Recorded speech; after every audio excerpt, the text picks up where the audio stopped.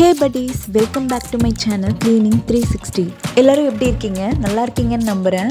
இன்றைக்கி இந்த வீடியோவில் ரொம்பவே கஷ்டமான வேலையை கஷ்டமே இல்லாமல் ரொம்ப ஈஸியாக செய்ய போகிறோம். ஆளை பார்த்தா டம்மி பீஸா இருக்க, பயங்கரமான ஆளா இருக்கேடா. ஆமாங்க, கிச்சனில் கேஸ் ஸ்டவ் பக்கத்தில் இருக்க வாலில் இருக்க எண்ணெய் பிசுக்க இந்த வீடியோவில் எப்படி ஈஸியாக அனுப்பலான்னு பார்க்கலாம். நீங்கள் சமைச்சதுக்கப்புறம் உங்கள் அடுப்பு பின்னாடி இருக்க இந்த வாலை க்ளீன் பண்ணி ரொம்ப நாள் ஆச்சா?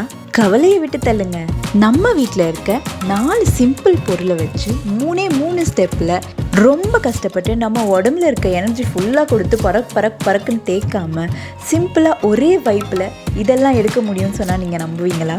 அட ஆமாங்க, அது எப்படி பண்ணுறதுன்னு வாங்க இந்த வீடியோக்குள்ளே போய் பார்க்கலாம். இதுக்கு ஃபஸ்ட்டு நான் ஒரு குட்டி பவுல் எடுத்துக்கிறேன். ஃபஸ்ட்டு நம்ம எடுத்துக்க போகிற இன்க்ரீடியன்ட் பேக்கிங் சோடா. நிறைய பேருக்கு இதோட ரேட் அதிகமாக இருக்கும்னு நினச்சிக்கிட்டு வாங்காமல் விட்டுருவீங்க. ஆனால் இதோட ரேட்டு வெறும் 30 rupees தான். இந்த சோடா நமக்கு பல விதத்தில் யூஸ்ஃபுல்லாக இருக்கும், அதனால கண்டிப்பாக வாங்கி வச்சுக்கோங்க. இப்போது இந்த பேக்கிங் சோடாலேருந்து கொஞ்சம் மட்டும் எடுத்து நான் அந்த பவுலில் போட்டுக்கிறேன். நெக்ஸ்ட்டு நம்ம செகண்டாக எடுத்துக்க போகிற இன்க்ரீடியன்ட் இந்த லெமன் தான். அதுவும் ஒன்று கூட இல்லை, ½ லெமன் போதும். அதுவே நமக்கு அதிகம் தான். இந்த ½ லெமனில் இருக்க சாரை கொஞ்சம் அதில் புழிஞ்சு விட்டு பாருங்கள். நம்ம பிழிஞ்சதும் அங்கே எப்படி நொர பொங்கி வருதுன்றதை மட்டும் பாருங்கள்.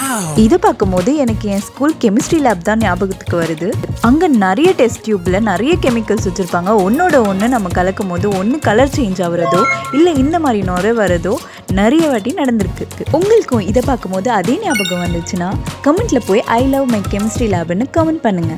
அதை பார்த்து என்ன மாதிரி எத்தனை பேருக்கு அதே ஞாபகம் வந்திருக்குன்றதை நான் தெரிஞ்சுக்கிறேன். இப்போ நம்ம தேர்டாக எடுத்துக்க போகிற இன்க்ரீடியன்ட் இந்த வினிகர் தான். நிறைய பேர் வீட்டில் இது ஊறுகாய் பண்ணுறதுக்கு யூஸ் பண்ணுவாங்க.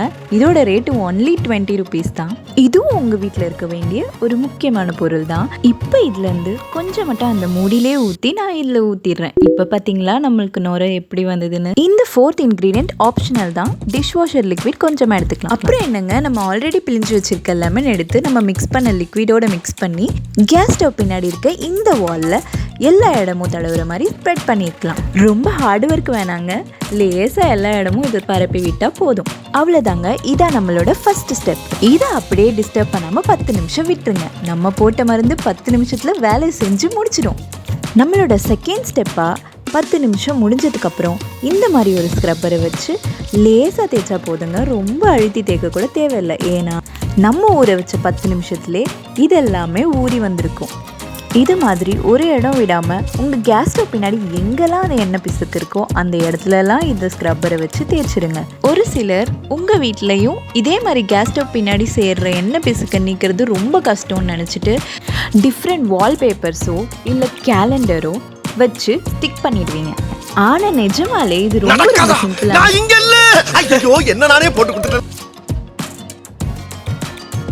நம்ம ஸ்க்ரப் பண்ணி முடித்தோன்னே இது மாதிரி ஒரு காட்டன் துணியில் கொஞ்சமாக தண்ணி நினச்சிட்டு ஜஸ்ட் வைப் இட் ஆஃப் படி.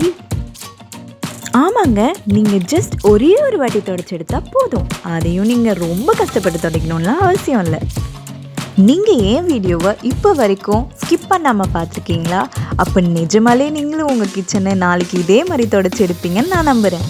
அப்படி நிஜமாலே நீங்களும் உங்கள் கிச்சனுக்கு இதே டெக்னிக் யூஸ் பண்ணி துடைக்க போகிறீங்கன்னா மறக்காமல் கமெண்ட்டில் ஐ வில் டூ இட்னு கமெண்ட் பண்ணுங்கள்.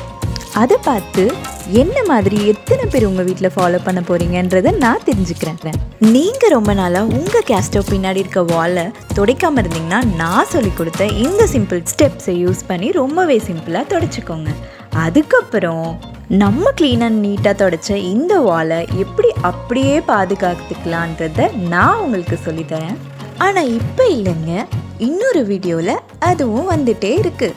நீங்கள் மிஸ் பண்ணாமல் இதோட கண்டினியூஷன் வீடியோ, அதாவது இதை எப்படி மெயின்டைன் பண்ணலான்ற வீடியோவை மிஸ் பண்ணாமல் பார்க்கணுன்னா கண்டிப்பாக நம்ம சேனலை சப்ஸ்கிரைப் பண்ணிக்கோங்க.